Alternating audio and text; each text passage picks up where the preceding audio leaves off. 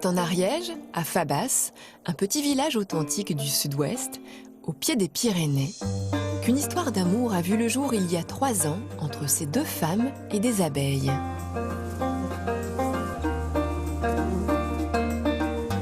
Elisa et Lucie sont apicultrices et produisent un miel à base de tilleuls, de châtaigniers, de bruyères ou autres fleurs d'été. Plus qu'une histoire d'amour, leur quotidien est un véritable engagement pour vivre de leur miel tout en protégeant ces insectes. Et pourtant, elles font face à des difficultés importantes, comme beaucoup d'apiculteurs. L'an dernier, elles ont perdu 60% de leur cheptel. Pourquoi les abeilles sont-elles aussi importantes pour l'équilibre de notre planète et pour notre survie? Quelles sont les menaces qui pèsent sur elles et comment l'homme peut-il les sauver? Pour répondre à ces questions, je vais m'immiscer aux côtés de Lucie et d'Elisa dans la peau d'une apicultrice, alors que les ruches sont en pleine activité en ce mois de juillet. Je vais devoir adopter le bon comportement pour approcher et même manipuler ces insectes piqueurs. Ce savoir-faire a déjà plusieurs millénaires. On a même retrouvé des peintures rupestres l'évoquant. L'homme s'est toujours efforcé de tisser des liens privilégiés avec les abeilles. Vais-je y parvenir ? Suivez-moi dans cette immersion au cœur des ruches, au plus près des abeilles, si précieuses pour notre avenir. Bonjour Elisa. Bonjour Hélène. Bonjour Lucie. Bonjour Hélène. On va se mettre plus loin parce qu'on est trop près des ruches encore. On va ok, puis je ne suis pas équipée voilà, encore, c'est ça? Vous avez combien de ruches ici? Ici, 24. Il y en a ailleurs? Oui. Et en tout, vous en avez combien? 150 à peu près. Et c'est une petite production, une grosse production? C'est petit. En fait, pour être installé individuellement, il faut 200 ruches. Ah, pour pouvoir en vivre? Ouais, c'est ça. Okay. Donc nous, on y va tranquillement. D'ici 1 an, on aura les 200 ruches. Vous avez commencé il y a longtemps? Moi, ça fait 3 ans. Et moi, 5 ans. Alors les abeilles, généralement, elles fascinent les hommes, parce qu'on dit souvent que ce sont les garants de l'équilibre de la planète. Je crois même que si elles venaient à disparaître, c'est l'espèce humaine qui s'éteindrait en combien de temps? En quelques années. En quelques années. 70% de ce qu'on consomme, c'est les abeilles qui nous l'apportent, grâce à elles. Elles font partie de la chaîne. Ça serait bien triste, un monde sans abeilles, alors on mangerait plus grand-chose. Ouais, du blé, des olives. Du soja, du maïs. Ouais, des céréales, mais... Ouais. Ouais. Pas de viande, pas de lait, pas de fruits, pas de légumes. Oh là là, quelle tristesse. Donc il faut les protéger, ces abeilles. Vous pouvez m'emmener pour qu'on Allez, Hélène, on y les va. découvre un petit peu? Allez. On t'a préparé On va une s'habiller. combinaison. Oui. La combinaison, elle est importante parce que les abeilles, quand on ouvre une ruche, elles peuvent venir nous piquer. Alors elles nous piquent pourquoi? C'est vraiment, elles nous attaquent volontairement? Non, c'est de la défense. La défense, ouais. Elles viendraient à nous piquer pour protéger leur nid, leur couvain, leurs petits. Et puis on va t'emmener à faire notre métier pendant 2 jours. Génial. Voilà qui est dit. Le sort de l'humanité dépendrait des abeilles. En butinant, elles assurent la pollinisation, c'est-à-dire la reproduction des fleurs qui deviendront un jour des fruits et des légumes. Et pourtant, je sais qu'aujourd'hui, les abeilles ne vont pas bien. J'en apprendrai davantage avec Lucie un peu plus tard. En attendant, il me faut m'équiper pour rendre visite aux ruches. La tenue du parfait apiculteur est totalement couvrante et hermétique pour se protéger des piqûres d'abeilles. Et de couleur blanche, les abeilles réagissant de façon agressive aux teintes foncées.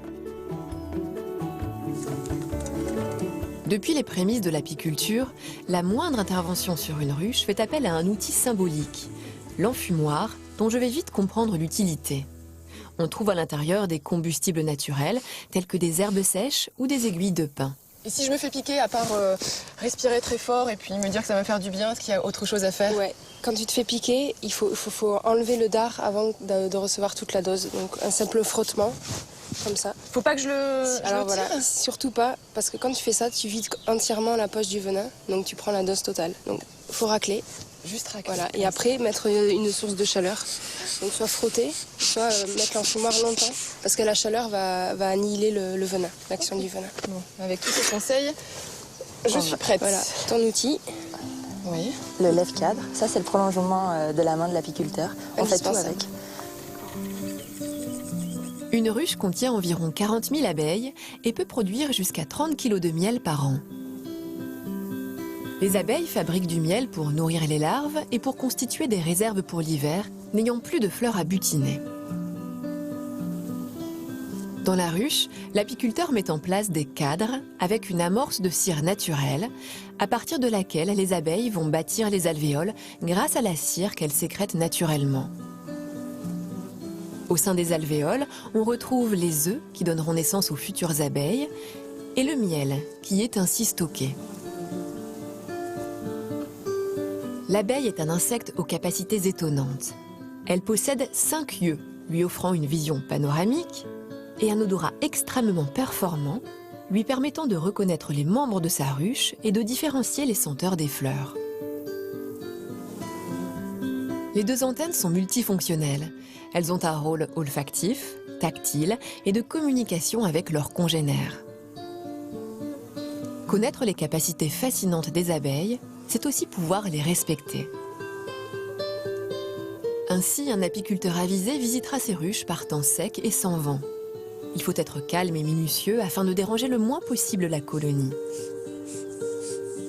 Mais que se passe-t-il à l'intérieur d'une ruche ? À quoi ça sert du coup l'enfumoir? L'enfumoir, ça permet de prévenir les abeilles qu'on va venir ouvrir la ruche. Oui. C'est une façon de les endormir? Non, pas du tout. Ça coupe les phéromones qu'elles émettent pour communiquer entre elles. Mais c'est pas toxique? Non, non, non, c'est pas toxique. Les abeilles, elles peuvent tenir 7 minutes en apnée et en fait, elles vont ventiler et puis se gorger de miel le temps qu'on visite la ruche. Et si elles se gorgent de miel, ça sert à quoi? Ça les calme en Ça fait, les c'est calme. apaisant pour elles de reprendre du miel. Oh, à main nue, j'ai peur pour vous. Mais vous êtes habitués. On aime avoir des sensations avec les abeilles en fait. C'est une façon d'avoir un lien étroit homme-animal que l'on peut avoir finalement même avec des abeilles alors. Oui. On est sensible parce qu'on risque la piqûre, Oui. donc ça nous oblige à avoir des gestes plus délicats, plus doux. C'est beau ce que tu dis parce qu'en fait on se demande comment on peut avoir un lien avec ces animaux-là, mais finalement tu arrives à ressentir des choses. Est-ce que tu sais ce que c'est, là, cette matière ici, et qui est différente de cette partie-là? Celle ici sur le Ouais. tour. Qu'est-ce que ça peut être? Du miel. Voilà, Ouais. du miel, et ça? Plus marron, plus... Là, en fait, dessous, il y a les jeunes abeilles qui sont en train de se développer, donc qui ont été des œufs, ensuite larves, nymphes, et puis qui vont naître. Donc ça en fait là-dessous c'est ce qu'on appelle le couvain. C'est là où il y a les futures abeilles qui sont en formation. C'est ça. Ok.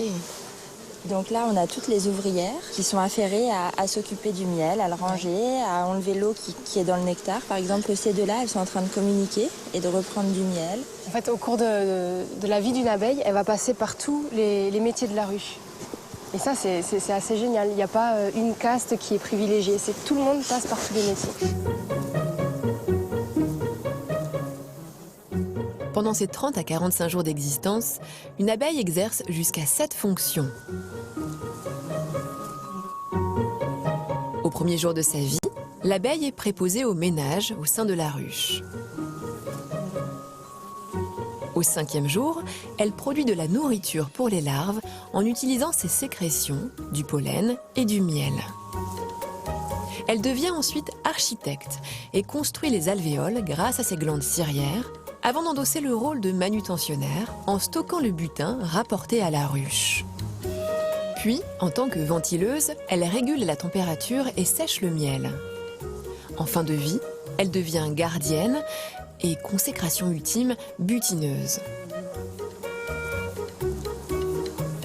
Parmi les 40 000 abeilles d'une ruche, il y a une seule reine, une sorte de mère à plein temps qui assure uniquement le renouvellement permanent des membres de la colonie.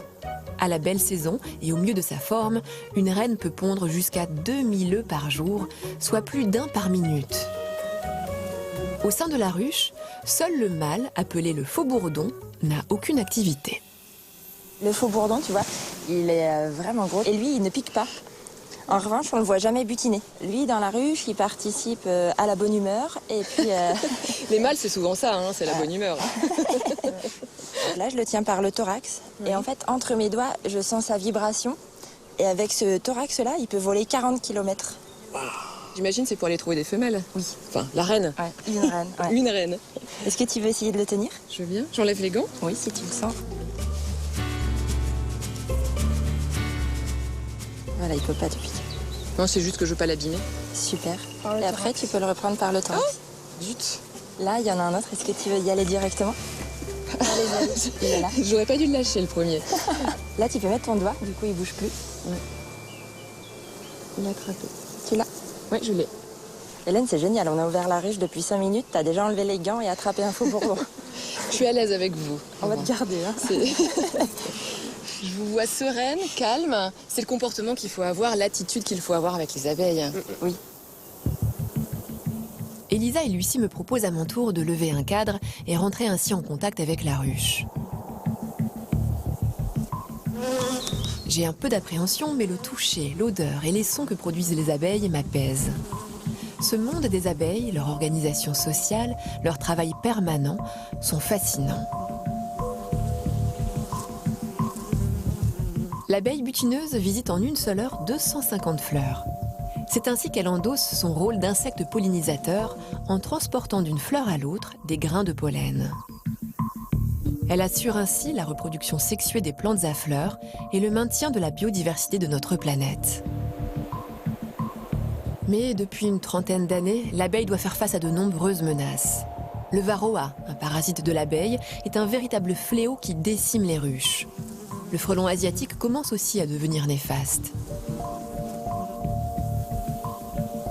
Mais c'est surtout l'utilisation des pesticides à grande échelle sur les monocultures qui est dramatique, ou même certains traitements utilisés dans les élevages.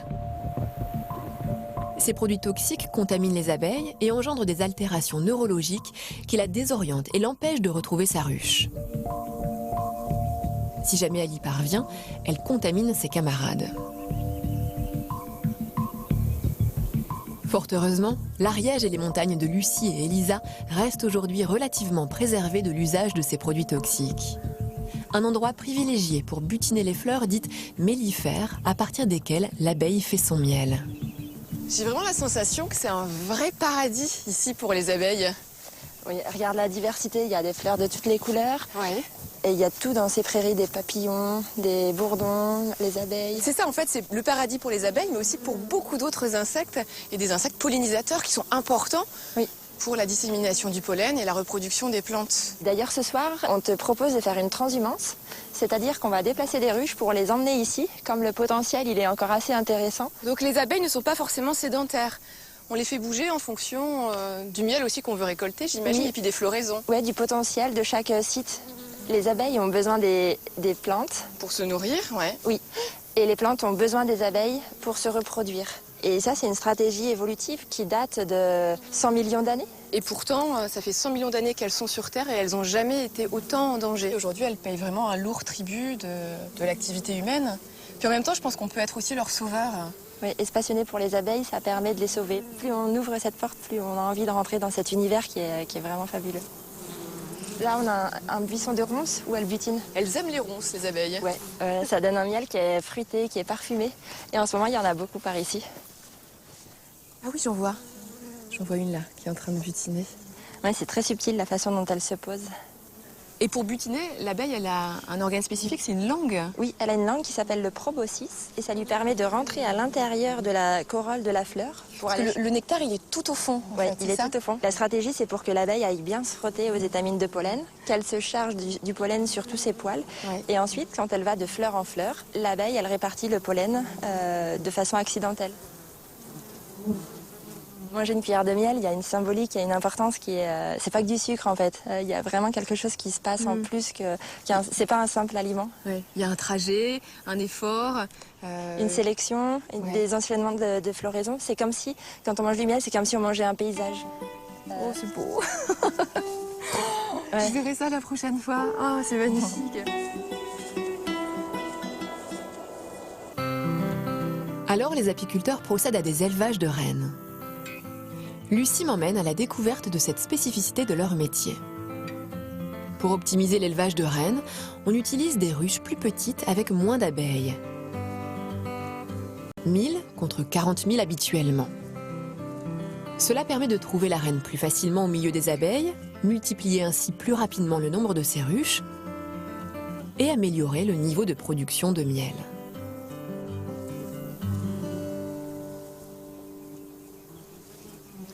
Bon, alors elles sont toutes petites ces ruches. C'est un miel rare que tu produis ici?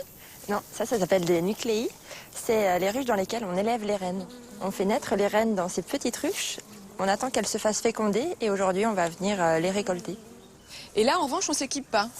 Pas Non. de tenue de cosmonaute, pas de combinaison. Non, là, on est à l'heure où toutes les butinettes sont dehors, donc on risque pas la piqûre. Et puis tu vas voir, dedans, c'est tout petit, c'est très mignon.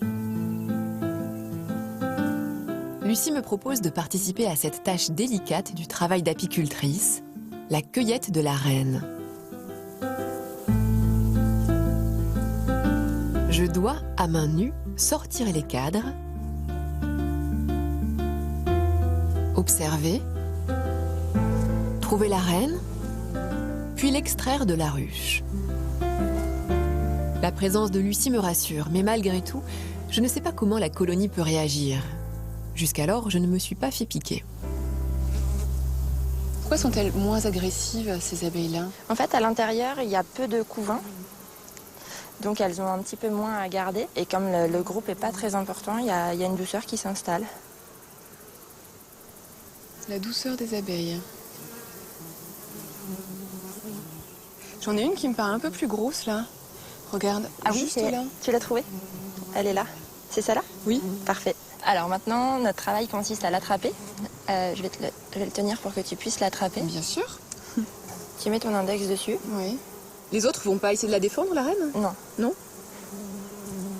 Et après, Bah oui, la cocotte. tu dois la tenir que par le thorax, ouais, pas Que l'abdomen. par le thorax, oui. Sinon, tu vas tout abîmer. Extra. Je Donc l'ai, là, j'ai la reine. Reposer le cadre. Bon, t'as été très à l'aise, c'était facile de Ça va. l'attraper. Je suis calme. C'est l'attitude que tu m'as demandé d'adopter. Je vais mettre un petit point de couleur sur son thorax. Oui. Ça me permet de savoir quel âge elle a D'accord. et de la repérer dans la ruche. Alors, bouge pas, c'est moi qui viens. Je mets un petit point. En fait, là, ça demande d'être assez précis pour pas lui mettre de la couleur sur les yeux ou sur les ailes. Alors maintenant, pour la déplacer, parce que tu vas pas rester comme ça l'après-midi, Moi, je tremble. dans la cagette. Dans ce sens. Hop. Et là, on n'a plus qu'à refermer là. Et voilà. Voilà. Super. Cette reine, à qui nous ajoutons quelques camarades ouvrières, servira à créer une nouvelle ruche ou à remplacer une reine trop âgée ou mauvaise pondeuse. Quant à cette petite ruche, les ouvrières orphelines vont vite nourrir quelques larves avec de la gelée royale afin de faire naître une nouvelle reine. Et ça, c'est nécessaire de faire ce travail-là, de sélection, en fait. C'est un petit peu de la sélection. Oui, on est continuellement en train de soigner nos ruches, d'être avec elles pour s'assurer que la reine soit bien en place, que sa ponde soit juste, qu'il n'y ait pas de problème sanitaire. Donc continuellement, on ouvre les ruches pour vérifier que tout ça fonctionne bien afin qu'on puisse produire du miel. Déjà, je trouve que la vie des abeilles est passionnante. Alors en plus, quand la main de l'homme arrive dedans, c'est vrai qu'on fait des choses extraordinaires. On est ensemble, en fait, ça c'est vraiment agréable.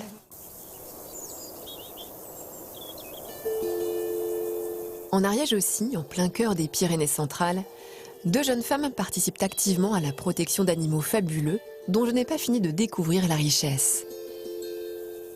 Les abeilles.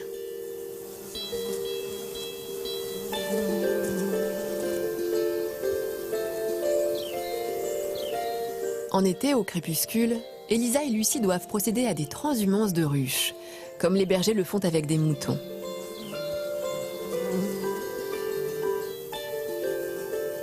Non loin du village de Cérisole, les abeilles n'ont plus de fleurs à butiner. Nos apicultrices vont déplacer ces ruches sur un nouveau site mellifère, à plus de 3 km minimum, pour que les abeilles ne soient pas tentées de revenir ici. Alors c'est ici que ça commence, le parcours de la transhumance? Oui. Là, on va emmener ces 3 ruches-là pour aller équilibrer l'autre rucher dans lequel on a travaillé aujourd'hui à Torignan. D'accord. Donc là, on les enfume alors? Ouais, bah tiens, fais-le. Ah bah oui, j'ai vu comment on faisait. Voilà, t'en fumes bien. Il faut vraiment Donc, les j'enfume calmer. bien, donc en restant sur Voilà, le bec contre le bec contre. plusieurs fois, puis je te dirai stop. En fait, elles font un bruit, il faut écouter. Quand elles bruissent, c'est que c'est bon. Bah là, Vas-y, j'entends. encore hein. un petit peu. Ouais, là c'est bien. C'est bon? Donc là, on les bouche avec les mousses. de façon à ce que ce soit complètement étanche. En fait, ça va nous permettre de les manipuler sans prendre trop de risques non plus, Voilà. j'imagine. Et en fait, de les remuer et pas avoir envie de sortir, ça veut dire qu'on en laisse plein sur place. Et donc elles seraient perdues, et, enfin elles auraient plus leur ruche. Bah oui, les pauvres. On continue, celle-ci aussi? Oui. Super.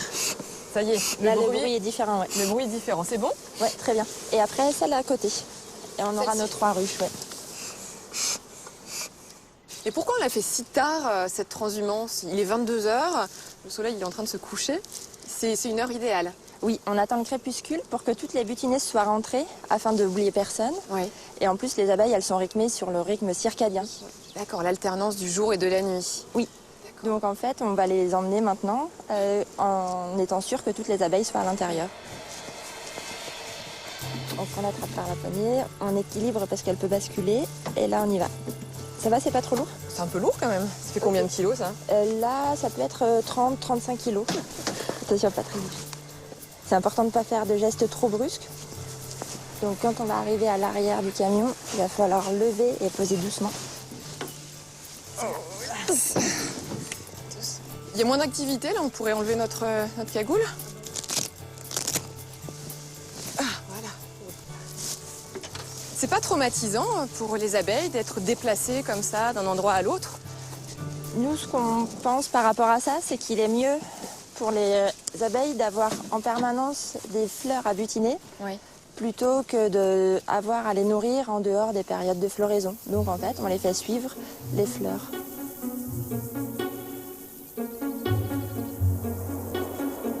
Une fois les ruches chargées, elles seront déplacées sur le nouveau rucher dans la nuit pour là aussi respecter le rythme biologique de l'abeille.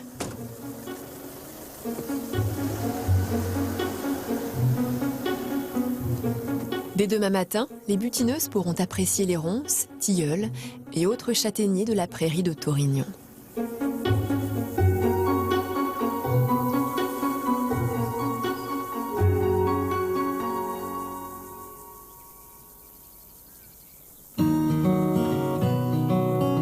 Le lendemain, c'est un moment que j'attends avec impatience. Je vais accompagner Elisa pour la récolte du miel dans ses ruches. Après avoir surmonté quelques appréhensions et acquis une sérénité face aux abeilles, je vais pouvoir enfin récolter une partie de leur butin si précieux. Le miel que l'on peut récolter se situe au-dessus du corps principal de la ruche, ce qu'on appelle le grenier. Elisa a posé hier une hausse intermédiaire avec des cadres vides pour que les abeilles y recommencent leur production de miel. Et pour que le grenier que nous allons récupérer se vide de ses abeilles, elle a placé un chasse-abeilles. Les abeilles passent facilement par là pour quitter la hausse pour aller réchauffer le couvain. Et dans l'autre sens, elles vont avoir du mal à remonter. C'est pas évident pour elles de reprendre ces passages-là. Et c'est une méthode qui me convient bien parce que c'est doux. Oui. Les abeilles le font tranquillement, elles ont toute la nuit pour descendre. Nous, on arrive et le travail est fait. Voilà. Donc il y a un peu d'abeilles, tu vois. On peut sortir un cadre. Waouh! Voilà, la cire toute neuve, toute blanche, tout est tiré. On va le goûter. On peut le goûter là? Là, on peut retirer le voile, il n'y a pas de souci. Tu vois, les abeilles sont cool. Je peux enlever mes gants aussi.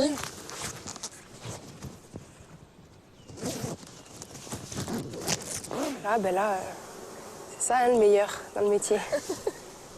C'est un moment privilégié ça? Ouais, de pouvoir goûter le miel qui sort de la ruche sans même que nous, on l'ait manipulé. On peut pas faire plus naturel. Je vais au même endroit? Ouais.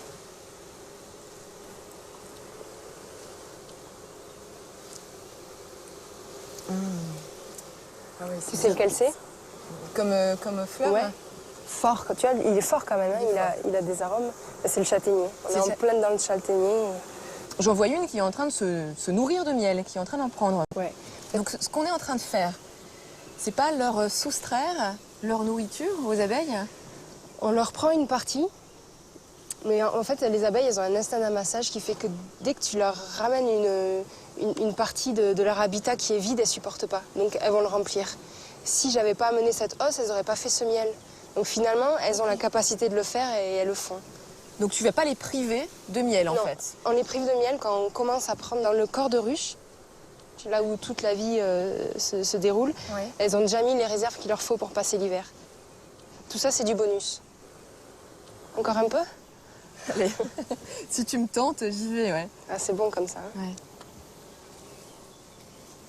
Alors toi, c'est quoi ton sentiment quand tu le goûtes comme ça? Travail accompli. Elles sont en bonne santé, ça me fait plaisir. Le miel est bon, c'est parfait. C'est un travail de combien de temps pour les abeilles pour avoir réussi à remplir ces hausses-là? Ce miel, elles ont mis à peu près 3 semaines, un mois. D'accord. La production d'Elisa et Lucie est très variable. Selon les années, elles produisent et récoltent entre 500 kg et 2 tonnes de miel, l'équivalent de 1000 à 4000 pots. Une fois récoltés, il faut transporter les greniers à la miellerie. Lors de cette manipulation, nous devons à nouveau nous protéger pour éviter tout risque de piqûre. Tu vas prendre ces deux côtés-là, moi je vais prendre comme ça. Elle va venir? Ouais. On décolle qu'un côté, ici Et là. et voilà. Ça marche. C'est parti. Et là, si on laisse ouvert, il y a toutes les copines qui vont venir se servir. Ça va provoquer un gros pillage sur le rucher, alors on ferme. Il s'agit de bien garder notre précieux butin. Hop, il y a un petit trou. Voilà. Ah bah on voit là le chasse-abeille. Oui, Et donc en dessous, dans cette hausse-là, on a du miel aussi? et non. En fait, Ah, c'est vide. voilà, et avec des abeilles. En fait, hier, quand j'ai posé le chasse-abeilles, j'ai mis une hausse vide afin qu'elles aient de la place pour descendre. D'accord. Ça, c'est tampon, en fait. Donc typiquement, c'est les architectes alors, les abeilles qu'on voit ici. Voilà, c'est ça. Celles qui sont en train de construire C'est ça. les alvéoles. Elles ont du boulot parce que là, il faut tout faire. Hein. Ce sont des glandes situées sous l'abdomen qui sécrètent la cire, que l'abeille va malaxer avec de la salive entre ses mandibules afin de construire les nouvelles alvéoles. Je remets les abeilles. Je tape parce que... Ah, tu les enlèves hein. Tu remets les abeilles sur la ruche. Oula, elle s'énerve un petit peu là. Non. Tu te fais toujours pas piquer, on est Ouais, ça d'accord. va. Ça va. Après le chargement des différents greniers, pas de temps à perdre. Nous devons extraire le miel. Les filles travaillent selon une technique à l'ancienne pour obtenir le produit le plus authentique et le plus pur possible.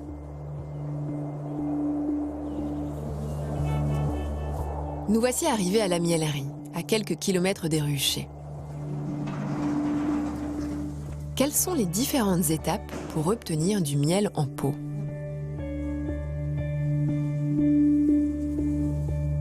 Alors là, je découpe.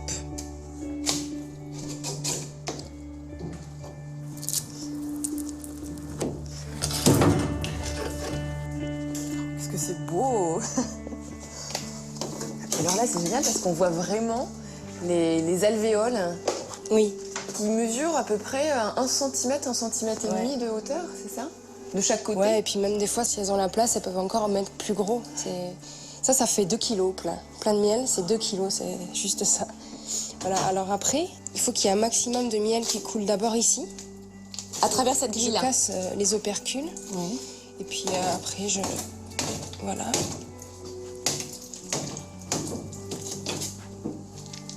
Ça, c'est vraiment la richesse, le butin de la ruche. Ah oui, et puis faire ça, c'est vraiment, on a l'impression de... Enfin, c'est très manuel et c'est presque jouissif, en fait, je trouve, de travailler le miel comme ça. Après, j'envoie la cire qui est encore pleine de miel Oui. sur la vis. On allumera après la machine. Oui. Voilà, et je dégage mon plan de travail et puis tu vas faire le prochain. Bah, je veux bien. Allez. Alors, un cadre de miel. Hop. Voilà. C'est vrai que c'est lourd, hein? Donc je commence par les côtés.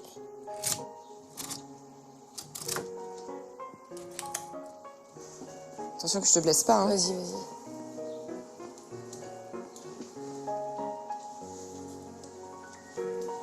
Oh. Ouais, il faut avoir le coup de main. Super. Et là, il va falloir mettre un peu de force et tenir le couteau dans...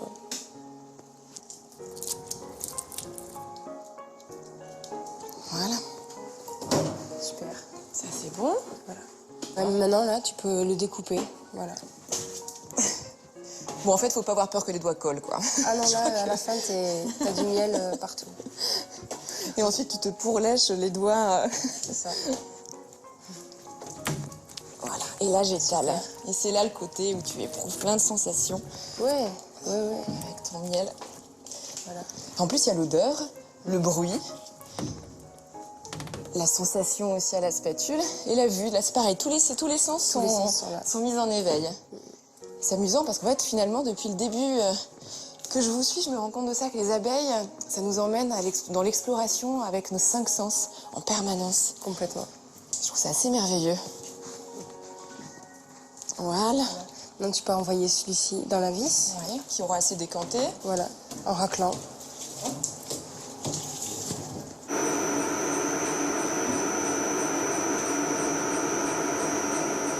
Les pains de miel découpés, ils passent dans une centrifugeuse qui les presse à froid, filtre et sépare le miel de la cire.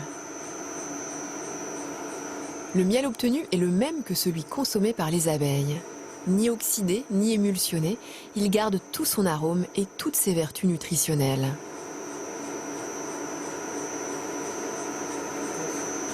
Il est ensuite placé dans des cuves où il décante avant d'être mis en pot manuellement.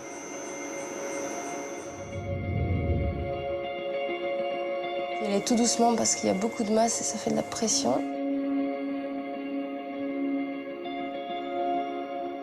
C'est beau. Ouais, il est très très clair. Là, il n'y a plus du tout de résidus de cire. Non. Ça a décanté également dans la cuve? Oui, en fait, on prend les seaux qui ont encore un peu de cire, on les bascule, il y a une tuile qui va filtrer très fine, et ensuite, il y a quand même une décantation avec des microparticules de cire qui vont remonter à la surface. Ça, on l'enlève, ça s'appelle écumer le miel, et après, tu vois, il n'y a pas de traces de cire. Un miel pur. C'est important d'être concentré, parce que là, on a vite fait de faire déborder le pot, et il faut être très concentré cette étape-là. Donc tu vas l'ouvrir tout doucement. Tu me mets en garde. Tu vas viser, et puis voilà, faut pas être pressé. Tiens-le un peu plus bas, puis ouvre-le, tu verras où ça tombe. Recule-toi. Il y a quelque chose de rigolo à faire, c'est l'électricité statique. Ah oui, tu le touches pas et en ça fait, Oup, et là. Joli, tu l'as eu. Là, tu te lèches les doigts. Il n'y Là. a rien de pire qu'un pot de miel qui colle parce qu'il est plein de miel. Ah, on va Je suis nettoyer. désolée. C'est pas grave. On en profite pour le goûter. Et quand tu vois un pot de miel partir chez un client, du coup, tu es heureuse d'aller leur donner un peu de plaisir. Moi, je suis heureuse le retour qu'ils me font quand ils reviennent et qu'ils disent waouh, il était bon. Non, là, ça fait vraiment plaisir de. C'est peut-être ça vraiment la finalité de faire du miel, c'est le retour qu'on a après des consommateurs.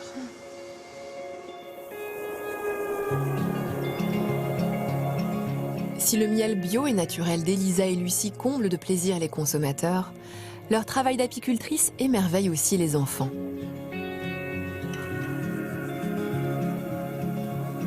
Pour ces générations qui prendront peut-être la relève des apiculteurs en Ariège, voici le moment d'approcher de plus près une ruche et ses habitants.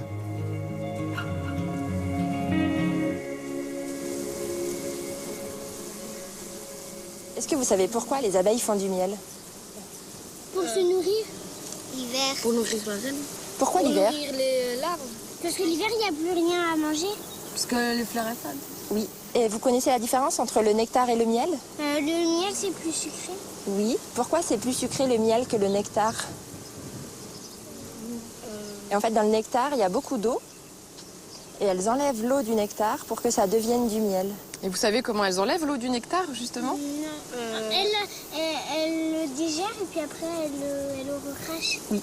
Elles se le passent de bouche en bouche. Ouais. Vous vous rappelez de ça? Elles se touchent les antennes et elles se donnent la langue pour pouvoir passer le miel d'une abeille à l'autre abeille. Et comme ça, elles le dessèchent. Et s'il n'y avait plus d'abeilles, On n'aura pas de fruits. on n'aurait plus de fleurs, plus de fruits, plus de légumes.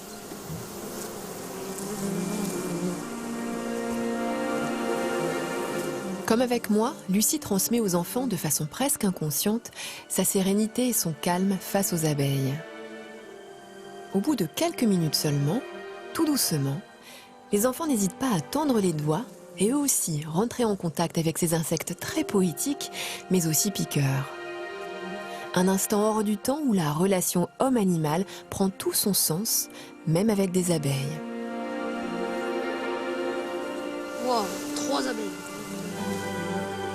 Elles sont en train de faire du miel, les abeilles.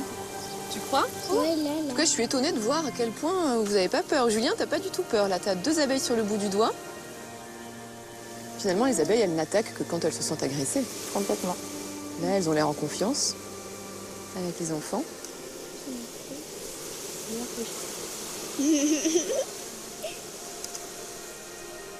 C'est amusant parce qu'on pourrait penser qu'avec une abeille, les interactions sont extrêmement limitées. Et là, les enfants sont en train de nous prouver le contraire. Certes, on ne les caresse pas, mais ils les touchent, ils les regardent.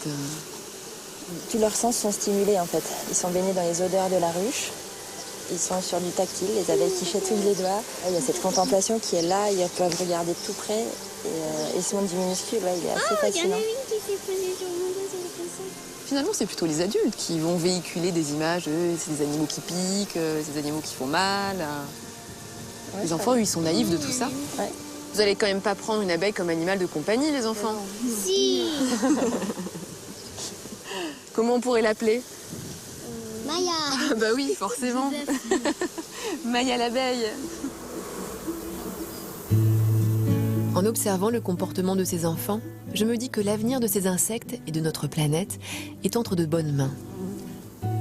Même si nous sommes parfois méfiants à leur égard par crainte de la piqûre, ces insectes assurent l'équilibre de notre écosystème et en prenant le temps de les observer, les comprendre et même les toucher, ils éveillent les sens des petits comme des grands. C'est précisément pour cela que Lucie et Elisa ont décidé de devenir apicultrices. Mais quelle a été leur motivation au départ pour choisir ce métier? Qu'apprennent-elles tous les jours au contact de ces insectes?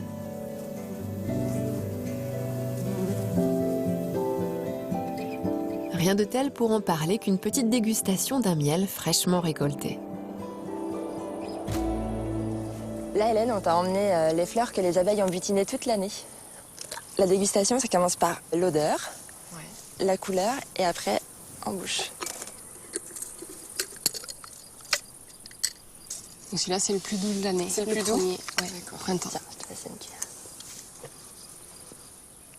cuillère. Délicieux. Ouais.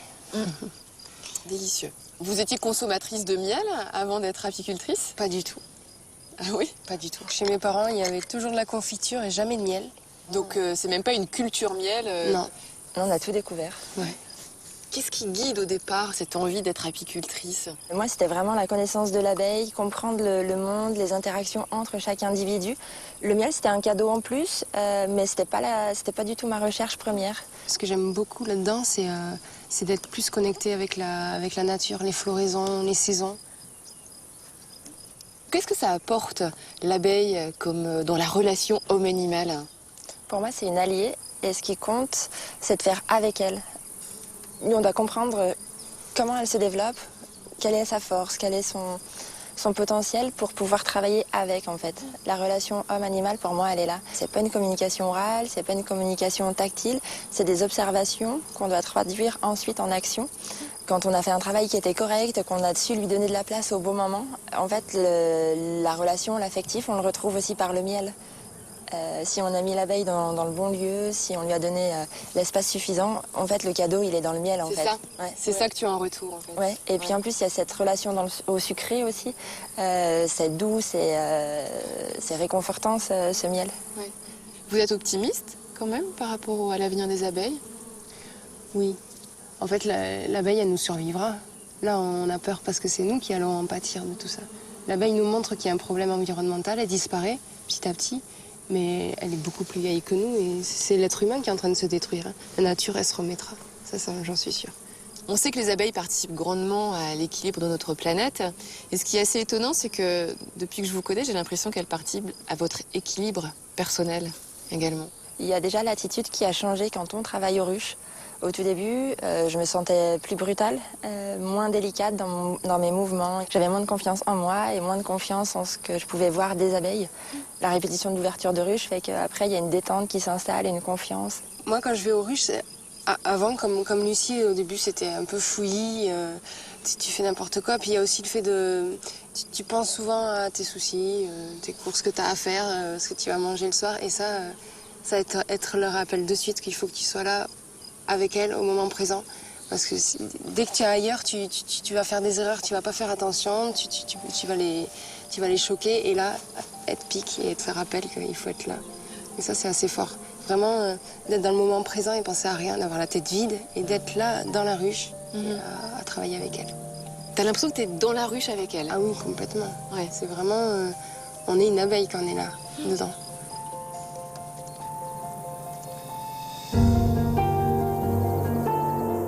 Elisa et Lucie sont de formidables ambassadrices de la cause des abeilles. Par leur travail quotidien, elles participent, ensemble, à préserver le monde dans lequel nous vivons. En prenant soin des abeilles, elles protègent notre environnement et en produisant du miel avec leurs alliés, elles nous font du bien par toutes les vertus de cet élixir tellement pur et naturel. Nos deux apicultrices m'auront également initiée à une maîtrise plus fine de mes gestes, de mon souffle, de mes appréhensions, pour rentrer en contact avec cet insecte.